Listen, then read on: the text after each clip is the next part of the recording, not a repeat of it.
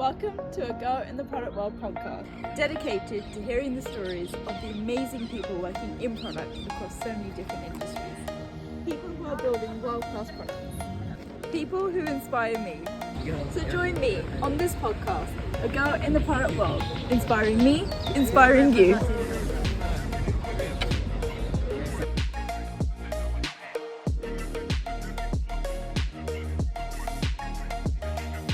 Hello everyone and welcome to another episode of A Girl in the Product World. I'm your host Amna, and today I'm with a very, very special guest here today, and her name is Arfah. Hello Arfah. Hi Amna, how you doing? I'm good, thank you. Thank you so much for being on today.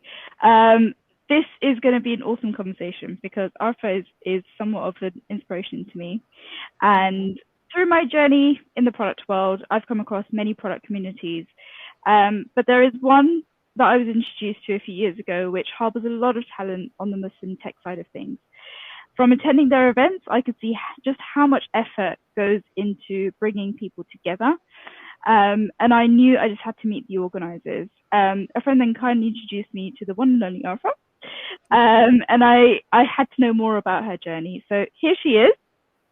Arfah is a co-founder of Muslamic Makers, which we'll go into in a little while.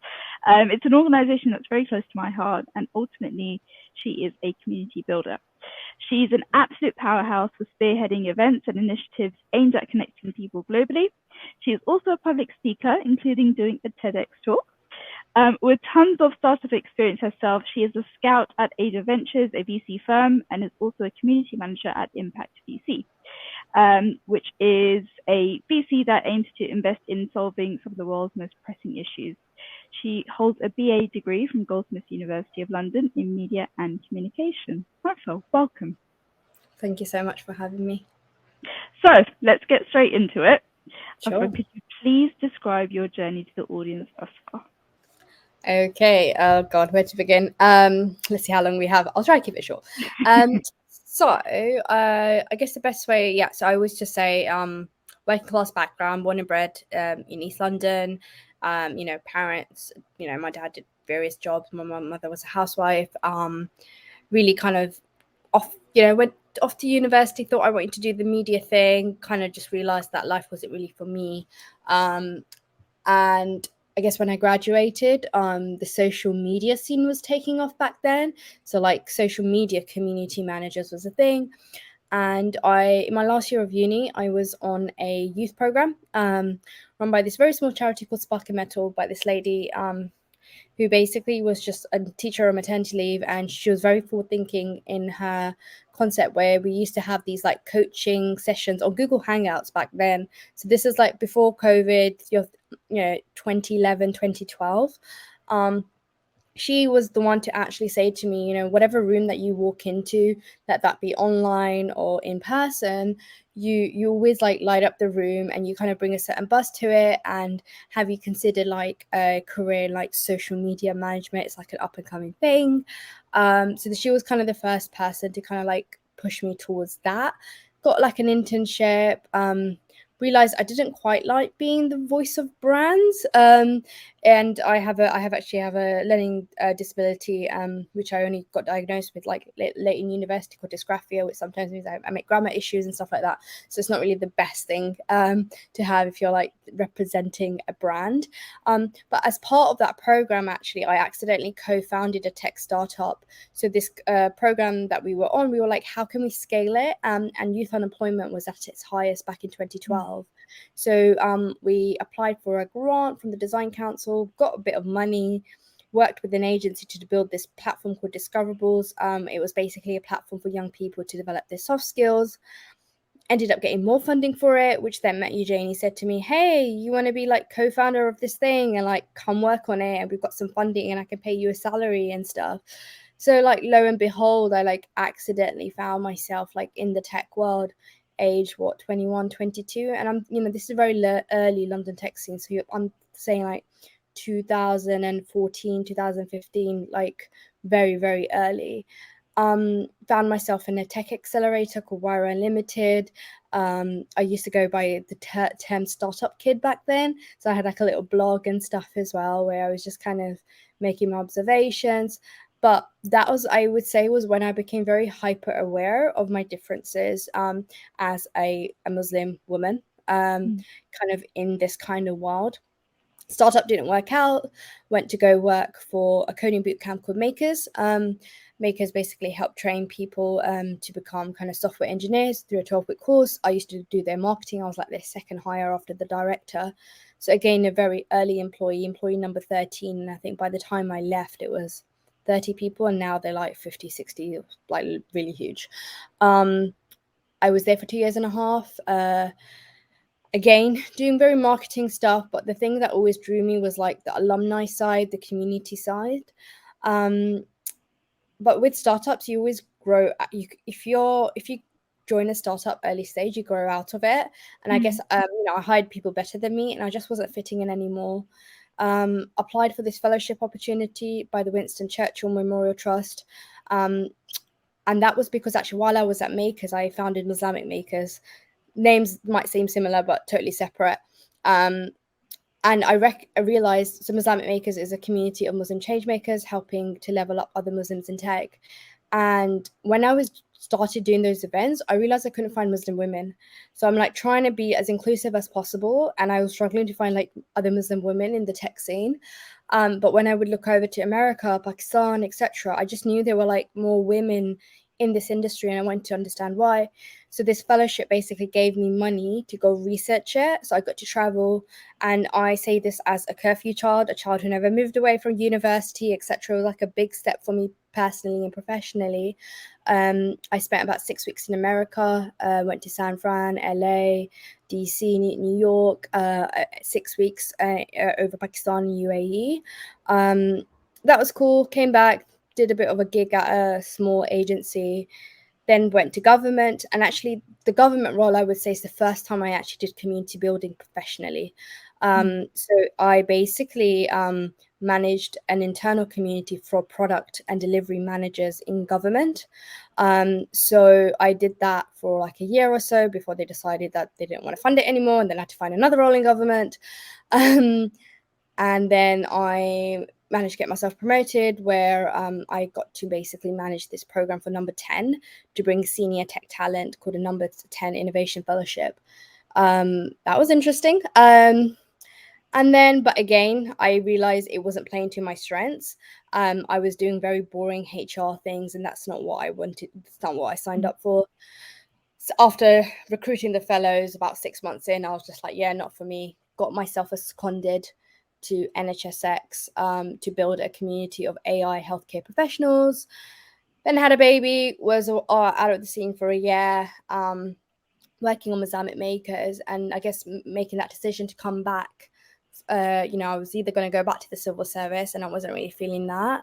And then I came across this role at Big Society Capital for a new community that they had launched called Impact VC, which was bringing together VCs that were interested in impact investment. It was a part-time role, and I was like, wow, it was like a cross-section of like a lot of my passions. To conclude, I guess the running theme is like I've always been a community builder, because when I look at it, like my childhood, like I was the school counselor, the yearbook committee, like I was that person basically. And now, but back then, that this community building wasn't a career, right? And I would say it's only of the last couple of years it's actually like a recognized thing. And people, like, it's a very specialist kind of niche skill set, and like I have a lot to credit Muslamic Makers for, like having just like naturally started to build that. It meant that actually I had this experience, so that when that first community role came up, the government one, I could be like, oh yeah, well I've had this community for 5 years, I've been doing it. So yeah, a very random journey through lots of different industries, but yet the running theme has always been kind of very, I guess, entrepreneurial, very kind of community building-ish kind of, yeah. Wow. That is quite a journey. And I think one thing I really want to point out there, which is, so it's credit to how brave you've been, is you will leave things where they're not serving you. Yeah. And you will definitely find things that play to your strength, which takes a lot of courage to do. Having kind of been there myself, you it's scary, right? Like leaving a job, leaving something quite stable, and then pursuing something that's kind of in your mind, and that takes a lot of confidence. And so that's amazing that you were able to do that. It does, but I also think there's a level of privilege. As back then I was living with my parents, Mm. so there wasn't that kind of like pressures and bills and stuff. Yeah. Now obviously it's slightly different. We've got a home. There's so much more things to consider. But yeah, I do think like if I wasn't happy, I wasn't happy, and I was going to find a way out. And it happened. It happened during my startup journey. When I was at Makers, the coding bootcamp, there was a point where it just wasn't working anymore, and it was time to just kind of like bounce out on a good note. And likewise, it happened again with that number 10 role, where I was just like, great that this role got me promoted, but oh my god, like this is just not fun, and I'm just not enjoying it, and I've got to go back into community building because that's what I excel at. And I think what was interesting was I was kind of tweeting about it, and like my manager kind of someone saw and told my manager, but it was actually a good conversation, because I think I was then able to just be like, yeah, I'm not happy. And then they were like, okay, well, how can we find you another role inside? But then what was interesting was, having put that, I then had people internally in the civil service who knew me for my community building start approaching me and be like, oh, my department might be recruiting for something, or my department might. And that was very reaffirming, to be like, oh, I'm all right. People know who I am, and I don't mean that in a cocky way, but it was like, oh, like, yeah, like people know what I'm good at. And like even that, when I got seconded to NHSX, that was because the person there knew of my work, knew who I was, and was just like, hey, like, what if we just try to create a role for you here, and you can just come and experiment with community here? And and we did it. Like, he literally pretty much created a role for me to come and be seconded there. So I think like it's just trusting the process, and just trusting that if you are definitely good at something and it is your strengths, like I'm a huge advocate for like always playing to your strengths. Your weaknesses will always be your weaknesses, and you can work as hard as you want to like try to like overcome them, but you're not going to ever be that good at it if you're naturally just weak at it. So I'm not saying like don't stop working it. Of course, we should all try and like improve ourselves, but also know that if you actually lean into your strengths, I think you'll go further. And again, that's a credit to you, Janie, the mentor lady that I mentioned at the very early start of my life, career life. She got me like a strengths psychologist who like did a whole strengths profile on me. And sometimes I look back on that still, and I'm like, oh wow, that one of them was literally called Connector, and it's really interesting, like looking back on it. It was just like, oh, like a lot that still applies. Yeah, that's amazing. And I've spoken to so many people about this before, is where we're helped by someone early on, and it kind of just spurs you on to want to help other people as well. And that is absolutely clear to see in everything that you do, which brings me very nicely to my next question, actually, which is about Muslamic Makers, which is all about helping people, bringing a community together, building that community as well, and so much more. So earlier this year in May, Muslamic Makers organized the first Muslim Tech Fest, which was also the organization's biggest event yet. I was at it and I can attest it was amazing. Could you explain what exactly is Muslamic Makers and why are its events so important? Yeah, sure. So Muslamic Makers is a community of Muslim change makers helping others Muslims level up in tech and beyond. Its journey again was meetups. 2016, me and my co-founder at the time, it was like, oh, you're Muslim, I'm Muslim, I'm sure there's other Muslims like working in the tech scene, like how about we do something? And we thought it'd be like 2 people in a coffee shop, and then we packed out a room of 50 people and we thought, okay, cool, we're onto something. COVID hit, that really kind of hit all the meetup side of things. We started to pivot a bit, started to do like workshops and online stuff. But it was nice once COVID was lifted, because I realized actually like my passion has always been the events and just bringing people together. And even though we did things like courses and this and that, etc., it's hard. network, building a community, let alone trying to develop all the different other initiatives, etc. So I think Tech Fest for me was like a celebration in a way, a celebration of like and building upon like all the work that we've done over the last like 7-8 years. And just kind of really kind of celebrating that in a very big way. And it's important just because like we're a minority, and it's a normally most of the time when there's not tech layoffs, a well paid career path. It can make a huge difference to people, especially coming from working class backgrounds. Financially it can get people kind of into like a stable career path.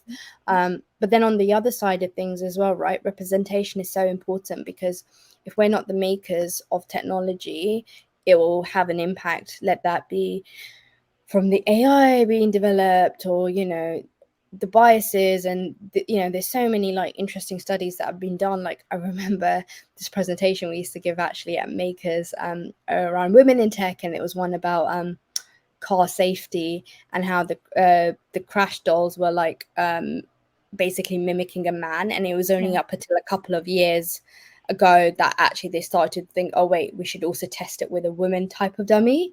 And it's mental, right? Like that's like crazy, because that means women were more likely to die in a car accident than men. Like it's insane. But why is that? Because it was the men behind it, and nobody thought for a second, oh yeah, like we should think about the women. Or when Apple Watch or Fitbit, etc., they're like put their devices together, and then they don't put like period tracking or anything like that. I mean, I was so frustrated, like when I had my Fitbit and stuff, and my heartbeat's going really high, but I was pregnant. Like there was no pregnancy, there's literally until this day there's no pregnancy mode on Fitbit. My whole body is so different like during my pregnancy, but they still don't have that. It's insane. Like it's just these kind of things, that I think that's why like diversity, especially in tech where it can have such a massive impact, is like so important. Absolutely. And on the other side of that also, because the biggest thing that I observed at TechFest and also all the other events that Muslamic Makers have held is just seeing that diversity and I feel for the younger people. We've we've got to a certain point, we've had certain years in our career, we've kind of overcome these hurdles, and you would hope you overcome these hurdles to make things easier for the generation behind you, right? And I was very fortunate. I was in a privileged position to have older siblings who I can depend on, and I hear from their experience. You can learn just by hearing from other people's experiences. And we didn't have anything like this before. There were no events bringing women together, bringing Muslims together, bringing both of those things together in the same room, right? And now it's there for everyone to see. Like at the Tech Fest, there were so many women on the stage. There were just so many women everywhere, Muslim women, and it was just awesome to see that. But the fact is, it's very difficult to become something when you don't see someone who looks like you in that position.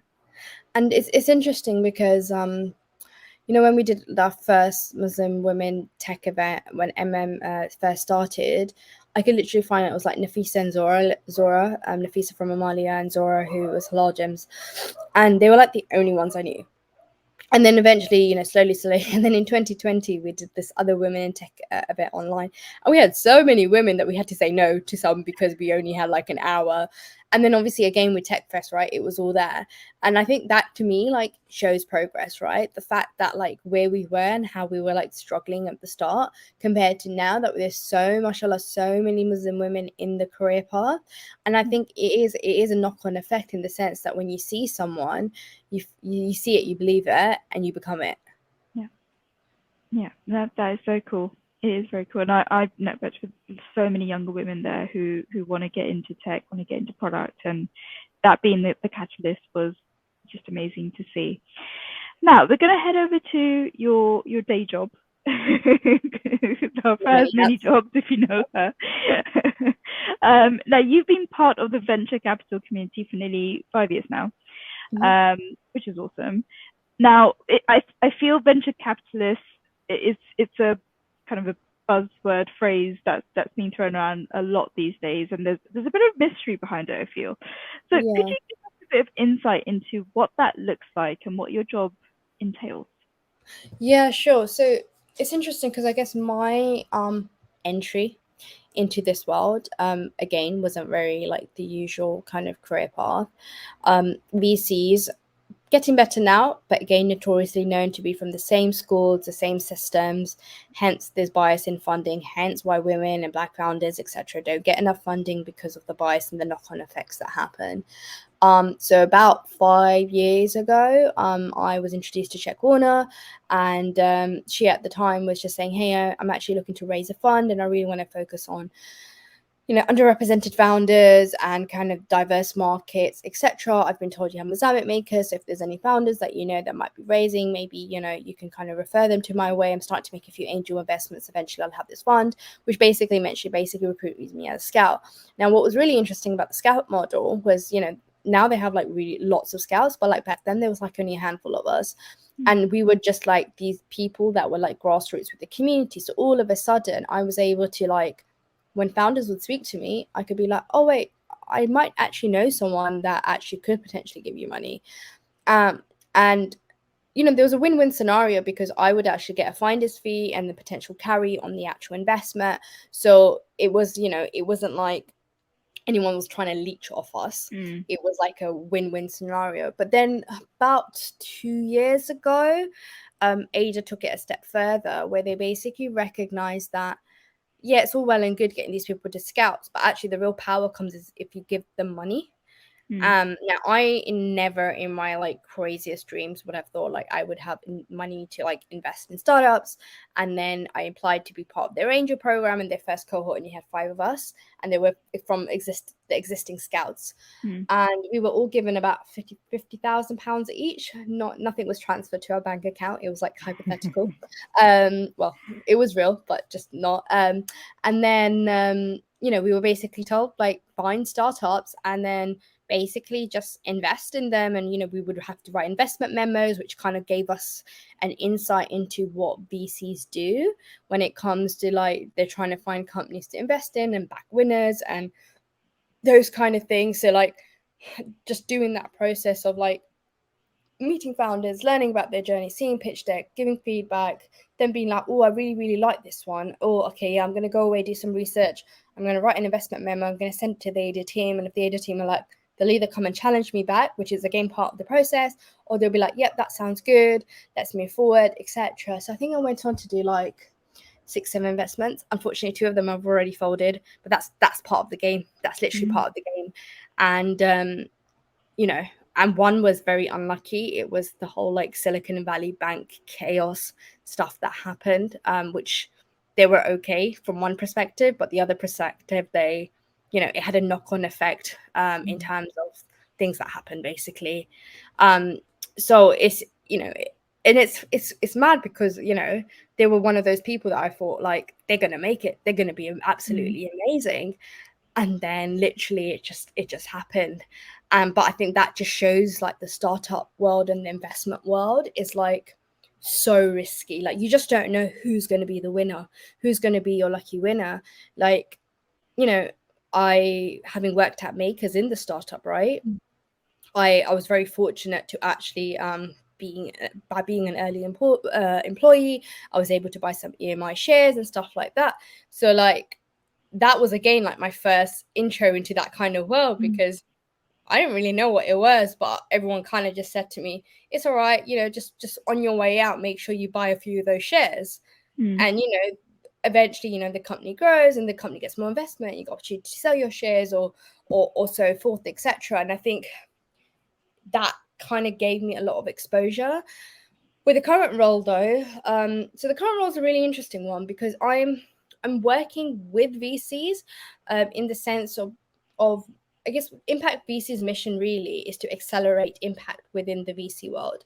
And what that basically means is the world's pressing, there's so many like societal world problems from climate to education, etc., right? And venture capital, obviously there's loads of money in the world from the venture capital side, but if we could use it to actually back companies that are trying to do good, we could like get to those solutions quicker. Now the impact space, again, having been very early on in this impact space, I've come full circle, having had the startup that was trying to do a cool thing 10 years ago. I've seen how that space has developed. And back then it was kind of seen as, oh yeah, it's like a nice little charity, or, it's not going to make money. But now that we've had like 10 years or so more of like companies that were, say, back 10 years ago, those companies have now made financial return. So all of a sudden, we've got these mainstream VCs being like, oh, wait a minute. Oh, we could do what good in the world and we can make money.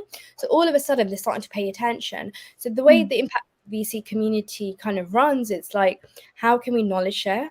How can we, get those people that are more experienced talking to the new people? How can we kind of persuade and influence people and influence all these different funds? And naturally most of the community is UK based, but we've got we've got people across the world, etc. If we can create products or resources, put on events, training, we can slowly start to nudge them, that so that eventually that capital ends up translating into companies that are doing good for the world. And yeah, my role is just like being that community person for them, onboarding members, putting on the events, and all sorts of those kind of things around it. So yeah. That's awesome. I mean, it sounds like a very nice positive feedback cycle. As you Yeah. mentioned, obviously it took about 10 years for companies to finally see return in Yeah. them investing in this also. But I think you put it so well when you say you just don't know who your lucky people are going to be.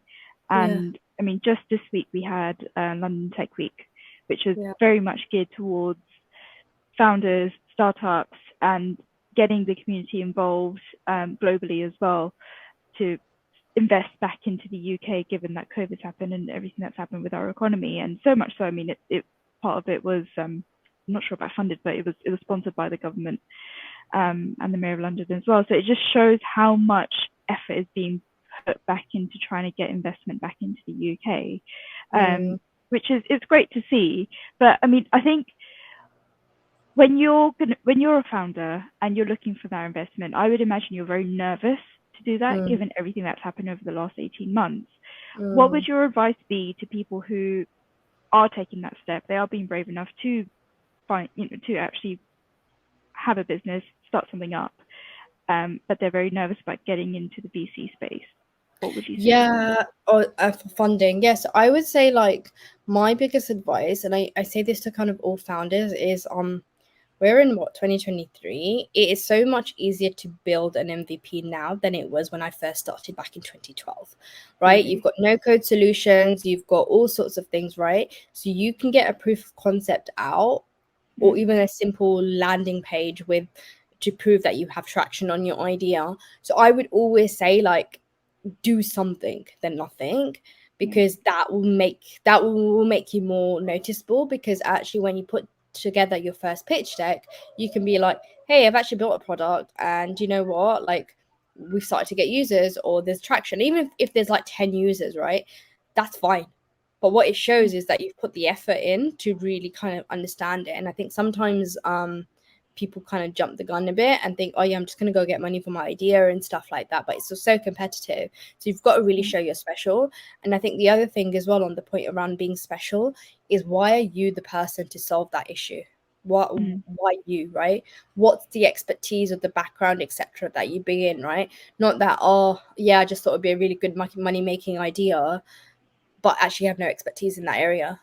Like you have to be that person. There has to be something so special about you and your experience that you're going to be the one to solve it. Because there's going to be other people that are doing the same idea, right? But you've got to have that edge on them. And at the end of the day, like at very early stage, they're backing you, they're not the idea. And I know plenty of founders where some in our community, no names mentioned, who got money for one idea, but they've had to pivot drastically, and now they're doing something completely random. But it didn't matter because the investor backed them. So the investor was like, yeah, cool, if you're going to pivot so drastically because you've realized that market's just not going to work, but we trust you to do whatever and now you've gone and discovered another problem, fine, do it. Because they backed the founder, not the idea. And I think that at very early stages is probably one of the most important things. That is great advice. Thank you so much for that. And I've heard similar from other people as well. It's about kind of working backwards with why you, and just getting stuff out there. No, that is great. Thank you so much. Right, I'm going to move on. You've spent your whole career being around people, and in particular the Muslim tech community. I've met so many amazing, talented people who are part of the community that you have built. What are some of the trends that we can expect to see coming out of this community? Yeah, so it's a really interesting one. I was reflecting on this earlier and just thinking about some conversations I've had. The Muslim tech scene is still very early. You know, even though Muslamic Makers has existed for 8 years or whatever, etc., we were very early, right? And it's only now, I would say, people are starting to pay attention. And if you think about Muslim tech products, products that serve the Muslim community, it's only now, right? You've got Dartil with the AI, you know, you've got Muz, you've got, you know, Launch Good and all these things, but they're still everyone's still very early, you know. We haven't had like a massive unicorn or anything like that, kind of, not in the UK tech scene anyways, right? In the UK or tech scene, etc. So I think there's going to be more that kind of comes in that, and more kind of faith-based, kind of focused. One of my angel investments actually is an app called Guider, which is basically micro learning for Islamic education. And you know, we've never had anything like that in the Islamic learning world, or where it's a Duolingo kind of UX experience. You know, that's very new. You know, so I think there's going to be more of those kind of things coming, and obviously, naturally, there's a hype in AI, and you know, you've probably seen all the stuff around Mufti AI and all those kind of things coming our way, and you know, metaverse and all that stuff's going to be really interesting actually when it intersects with faith. And like, you know, I've had conversations with people like, you know, what does it mean if we all put VR headsets on and had Jamaat together, right? Like, what does that mean? Like, from a scholarly, you know, a religious perspective, to like, it's really like there's just so much more to explore. So I think those are kind of some of the things that I think will be emerging. Interesting. So I think everyone should really keep their eye out for that, because I've certainly spoken to people who have got some amazing ideas. So certainly is something to look out for, and I can't wait to see some of those ideas mature. Great. Arfah, what's next for you? What's next for me? It's such a really good question. I've been thinking about this a lot actually. I'm going to go a bit personal here actually, because I think it's important as a woman. So I was talking to a friend about this, and I was just saying, one of the most frustrating things sometimes as a woman, and when you're trying to plan your career and stuff, is you think about having babies, family, and impact and all that stuff, right? I have one kid, inshallah we might have more in the future, etc. So when I try to think about my career, I'm thinking about where that's going to slot in, what that means for maternity pay. Oh, that means I can't go freelance yet. Oh, it doesn't mean I can go become an entrepreneur just yet, because I need to financially plan for it, this, that, etc. So like, I'm in my 30s now, so for me it's just like my 30s is almost like slow down period to a certain extent, in the extent where, you know, my 20s was very like go, lots of, you know, achievements, this, that, built this, etc. My 30s now is like, I have a part-time job that I'm good at, that, you know, allows me to spend more time with my daughter. I've started my coaching practice now as well, having had all this experience, that, you know, I want to start helping people more on a one-to-one level, so more kind of gearing towards that lifestyle stuff. And then, you know, you've got kind of the Muslim Tech Fest, which was like a real good success, and looking at, you know, potentially doing that again, but this time around making it proper and sustainable, and those kind of things, building on a lot of the work I've done before. I mean, I would love, like, I guess it's a really hard one. So a part of me is like, oh, you know, towards, you know, inshallah, if I live, that towards, like, you know, the end of my 30s or whatever, I could be in place of, I think I'll always be a person that has multiple hats. And I think I would just love to be like completely freelance and be like okay, cool. 1 day or 2 days I do community consultancy, and one day I'm doing, working on tech fairs. One day I'm, doing my coaching. I think that's the life for me. But I feel like it's something I can't quite commit to yet. Hence why I do it around having like a stable day job, etc. But then there's a part of me that has an itch to go join a big tech company. If there's anything missing on my CV, it's a Mm. Google, Facebook, TikTok, LinkedIn, one of those big companies.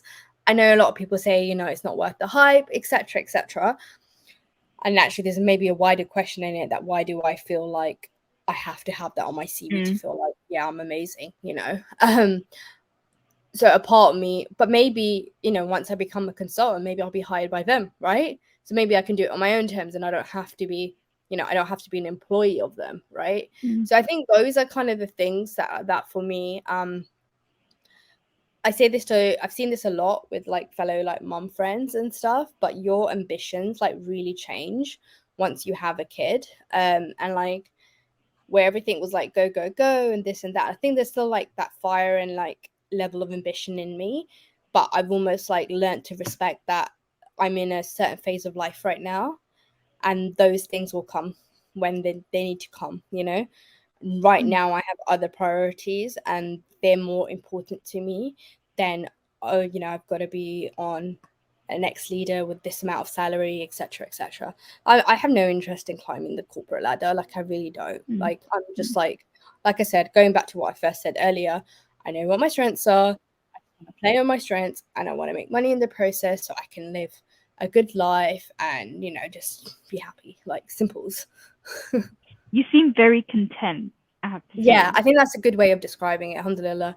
I think Alhamdulillah, I am very content, and I think it's took me a long time to get here. Mm.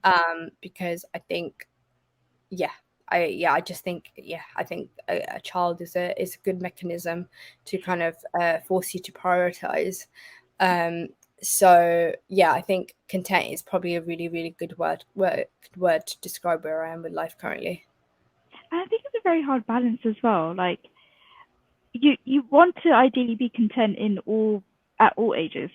You Mm, know, when you're young and you've got that fire, but I still think you should kind of be content also. And by that I mean, look at where you've come, what you've accomplished, even though you may be early on in your career or later on in your career, but not don't confuse that with dampening down your fire. Still go for it, have that passion, yeah, but also be happy with where you are. And I think you touched on that a little bit with being a woman. It's so hard yeah, because you've got so many different hats you have to wear and so many things you have to consider that men will yeah, never need to consider, yeah, right?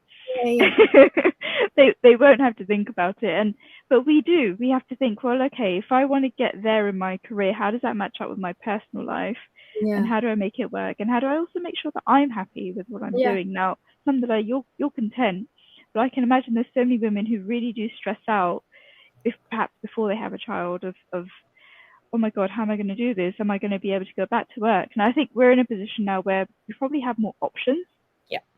than I would say Than even 5 years previous before. women did. Yeah, And I yeah, think not so COVID long ago. and remote working and all that kind of influence has definitely, like, I mean, I think about my part-time job, right? 3 days a week.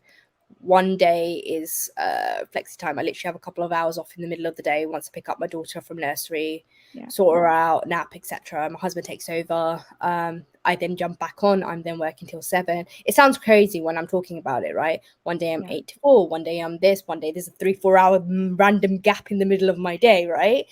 It sounds like chaotic, but it works. And if I'm going into the office, I'm going to the office twice a month, sometimes more, yeah, you know. So I would have not had any of this stuff. And like, I remember speaking to one of my civil service colleagues, and she had 2 kids, one pre-COVID, one post-COVID, and she was just explaining to me like how different yeah, it was for her, and just like it was just poles apart. And I just feel so fortunate, like, alhamdulillah, for having the kid yeah, when I did, because I yeah, just don't know how I could have done it. People did though. People did. The thing is, people did, but why? Why did it take a whole pandemic for yeah, us to shift the way we work? For us to shift the fact that actually people can have a life, and this doesn't have to be about kids, right? It could be about hobbies or whatever. yeah, That people are like whole more than their day job. And I think, you know, and like they're going back to the point about being like content and just being a woman and stuff. So with Muslamic Makers, right? Like having again founded it like so early on, and then, you know, later on a lot of other communities prop up doing similar things, etc., etc. I used to sometimes find myself in a getting into a very competitive mindset, because naturally you're like, oh, but I've got to do this, I've got to do that. And I realized it was my nuffs, and also it was just making me unhappy. and and I was getting unhappy and frustrated because I was a woman. I was just about to have a baby. How was I going to keep up? How was I going to keep the community relevant? There was so much like I was going through because I was like proper stressing out about it. And then like qadr of Allah, in the sense where, you know, they always say like kids are blessings, and like I think when I fell pregnant with my daughter, like literally like I got introduced to somebody, I got a bit of funding for and it was just this massive blessing, and all of a sudden this like load was kind of like taken away from me. And then over the last like 2 years, I've just realized that I keep simplifying more and more. Like there was a point where we were trying to do so much, and now it's so simple. Like it's like community meetups with chapters run by volunteers, and then we've got the fellowship, which is really focused on the online Slack community. And on the odd occasion we get scholarship opportunities, and we share them with the community, and we share opportunities with the community. That's it. And now we've got this tech fest, but tech fest builds on everything else, you know, and it's like a once a year thing, etc. And then once I like simplified it, like I'm chilling now, like alhamdulillah, I have a good team in place and etc. But it's almost like it took such a long time to like figure out the model to keep the community going, where it wasn't just me, because, you know, I there used to be a life cycle with our volunteers. Like every 2 years we'd get a whole bunch of new people, and it was starting the process again. It just wasn't sustainable. And then, like I said, money helps, you know, money does help. And we are launching the Muslamic Makers Supporters Club, so do support our work. I'm gonna drop that in there. But money helps in the sense of like infrastructure costs, this, etc. And it's took me a long time to be okay with money. And I don't know if this is a woman thing or working class background thing or whatever, but it took me such a long time to be okay to be like, yeah, I need money. Yeah, I need money to keep going. Yeah, I need money to sustain this thing, because you know what? Every time, and I try not to say it, but it's true, right? Every minute or every hour I put into is me not putting money, me not working on a consultancy, or me not working on my coaching, is me not, etc. Right? So I'm financially going negative because of the love and passion I have for but barakah wise I go up, right? And for me it's like trying to get that balance between Muslamic Makers, alhamdulillah, has brought a lot of barakah, a lot of blessing my way, but also getting real with myself and being like, okay, no, but how do I sustain this? How do I also do my other hobbies? How do I try other things I have ideas for, right? And I've just been like in this constant kind of battle with it. But alhamdulillah, I'd say, you know, kind of landing in a good place now. But okay, 8 years. I want to say, first of all, I want to say thank you for being so honest, because I think so many of us think that, but it's scary to say out loud, where you're like, this is my passion, but it's not earning me any money. Yeah. But I loved it. This podcast, for example. It's something I love doing, and I do it because I get to speak to people like you. Yeah. But, you know, it is taking away, or if I was to do this like full time and just completely follow my passion and dreams like a lot of people do, it's that negative impact as well that you have to balance out. And it's very difficult, especially being in a position that you are, as many other women are, perhaps, but not just women, anyone who's got some sort of dependency on them, anything like that, where financially they need to be at a certain stable level. So thank you so much for being honest about that. But I think also one thing, a comment that I want to make about Muslamic Makers is, you can really tell that it's something that's just starting to look after itself now. And I said to so many people, I said to, when either if they asked me how it went and they weren't able to come, or just people who were there, I said it did not feel like it was the first time that they were running that event. Everything felt super smooth, and it was just running itself. And you mentioned about being competitive there. There's this weird sense of calm there, where everyone is literally just together to learn. There is no competitiveness, and I mean competitiveness in a bad way. Everyone is there kind of for each other. Everyone is open. They want to listen to each other. They want to talk to each other. And it's that kind of community that's being created that's so rare, I think. Yeah, alhamdulillah. Like, it makes me really happy to say that. And in a way, I feel like I'm becoming less of the face of MM, and that's actually, to me, is a really good thing, because I think the chapters have really allowed that for community members, chapters and the fellows, right? Because I've got the fellows arranging the events, etc. And like Aruj and Maham, like they kind of MM kind of staff members, like they've really kind of have helped to build that structure, and like so like massive like kudos and like thank you to them, really, because really like they've allowed me to kind of step back where needed, which meant that I got to get involved a lot in Tech Fest this year. They obviously helped with everything, but it's almost like that kind of culture, or like having those chapter leads, etc. It's nice when people don't know who I am, in a way. I'm a bit like, don't you know who I am? But also at the same time, but I remember, it's going to sound like, I'm going to sound so old, right? But obviously when we get like new Muslamic Makers members, they're like 18, 20, and then I think to myself, when MM started, they were still in school. They were still in school, and that's the truth, right? So of course they're not going to know who I am, because I'm actually, sometimes I don't go to the events because I've got a baby and stuff, so actually I can't actually be present at the events all the time anymore. But that's a good thing, because I'm not a bottleneck anymore. And that was my biggest struggle. Like, honestly, it's always been my biggest struggle, is just kind of building something that is much more kind of community led. And I'm not gonna lie, of course I'm still kind of pulling the shots here and there, like a tiny bit here and there, tiny bit of direction, but generally I kind of chip in here and there. I'm in the chapter communication channels. They might say something, I might say, oh, have you thought about this, have you thought about that, lending my expertise, but I don't dictate it. Like, I do not dictate it. Manchester have their own flavor of doing things, the other chapters have their own flavor of doing things. They know their local market. And I'm just happy that they wanted to use the Muslamic Makers brand to build it, because they could have easily gone and set up their own separate meetup, but they understood actually the global vision of like, yes, we can have these local hubs, but if we feed them all back into the Slack community, everybody wins, rather than all of a sudden we're just segmented more and more and more and more. We don't have this togetherness. So it's just, alhamdulillah, like, I genuinely mean that, like, it makes me happy that I really have kind of landed on something, and I just hope that inshallah I can maintain it. It does cost money, but inshallah, through sponsorships or donations or whatever etc. it is, that I really, really pray and hope that I can maintain it, because I feel like I'm just getting started, and it's took me a long time to finally land on something that works.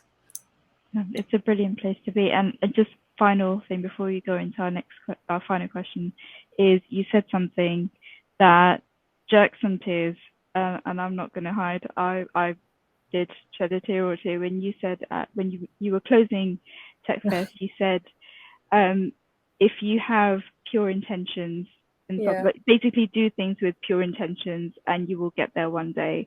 And I think that is true for like anything in life, whether you're starting a business, starting an idea, getting married, whatever it is, it's having that pure intention, and you can just see the fruits of your labor and everyone around you, and it all kind of comes back to that. It was all done with pure intentions. Alhamdulillah. And I think like, for me, I see Muslamic Makers as an amana. Like, it was trusted to me by God, and it was, I hope it intercedes. I hope the community members intercede for me on the day of judgment. Like, it's one of those things where, like, if I think about it I'm getting emotional now, but if I think about it on a deeper level, I really hope it serves me when it needs to, No, inshallah it will. Right, we're not going to cry again. Sorry, I'm a bit of a emotional. Right, so there is a new tradition that we're starting on the podcast, and that is, what is the best piece of advice? You may have already covered it, but what is the best piece of advice you've ever received, or your own advice that you'd like to give out to the world? I always find that question really interesting, because I feel like there's probably advice people have given me and I've just forgotten, and then I just rephrase it as my own thing.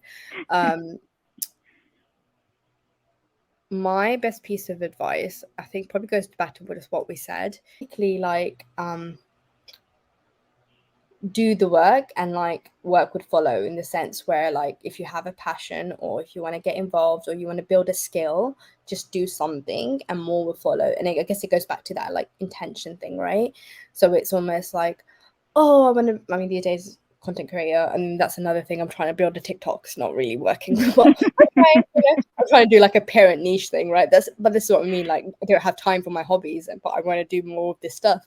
And but it's that thing of like, if you just like try and just like try do something, it will just thingy. So it could be as simple as like, I need to get an opportunity, or I want to be a writer, or just write a blog post, just start putting out content on your LinkedIn, just start writing. It could be as simple as, I want to learn about this company, they seem really interesting. Find someone on LinkedIn or Twitter and just connect with them and just ask them a question. I think it's just like, I think sometimes a lot of people, not a lot of people, but sometimes people can just kind of sit back and just think things will come their way. Like, nothing, like, everything I've achieved, like, I've obviously, like, things have come my way, but that's only because I put in the work initially. And I think that's really important, to put in the work initially. Help yourself. Yeah. Arfah, it's been an absolute pleasure and an honor for me. Thank you so much For for all having your me. answers, your honesty. Pleasure was mine. But thank you and good luck in everything that you pursue in the future. I can't wait to see you all. Jazakallah khair. Thank you so much.